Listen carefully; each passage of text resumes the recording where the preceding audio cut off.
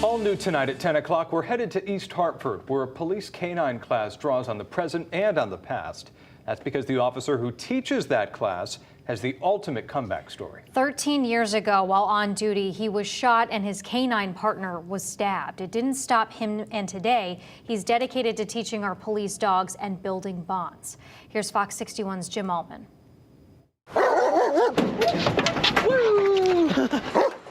Off and running. And jumping. Nice. East Hartford officer Todd Mona stays a step ahead of his students. We're having 3 items out there: leather, plastic, and plastic. That's part of his business. They'll have to use their nose to find them. That's good boy. Good boy. It's called the Capital Region Canine Training Group. Everything from narcotic detection to firearm detection, patrol functions, finding missing children, Alzheimer's patients. Good. Todd instructs handlers and canines from across Connecticut. Yes, good boy. And around the country. What he teaches could be called the future of police dog work. Have the dogs work one side. But to understand this class, you have to look back at Todd's past. The day that it happened. The day of the incident? Oh, sure, yeah. January 10th, 2009.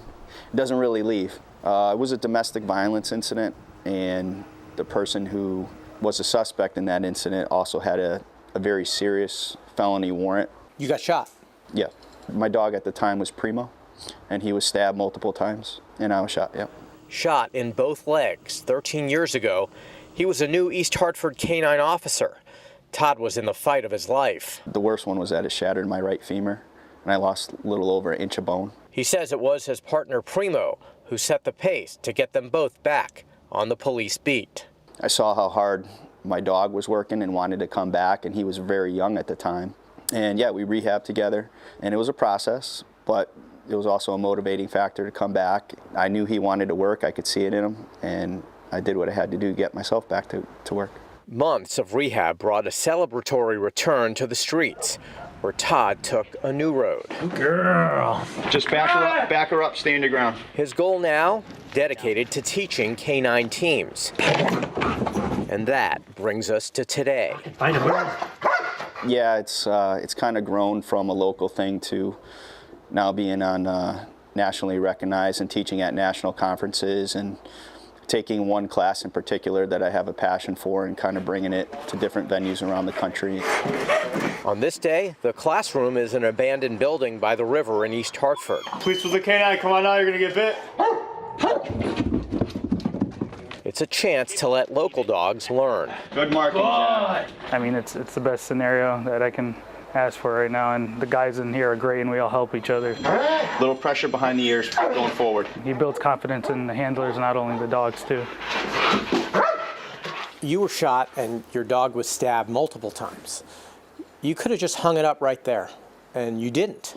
You know, I wish I had somebody teaching me who had gone through more than what I went through so that I could be better. Get his nose going down slowly. I think the hard part is bridging the gap between training and the real world. And I think that's something that I have to offer these guys that I'm training. Good. After a distinguished career, Primo died in 2017.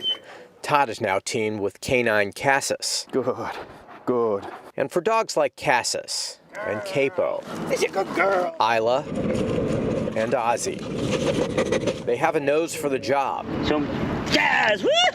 And Todd says it's the handlers who have the heart for it. You're a good boy. You're a good boy. We're all part of one team, you know. We're all out to catch bad guys, and if we could help each other out as much as possible, it's all one goal. If we could accomplish that goal all together, I mean, that's the job well done, right? I love doing it. It's my passion. And yes, go. Everybody here is here for the right reasons, and we all love what we do. In East Hartford, Jim Altman, Fox 61 News.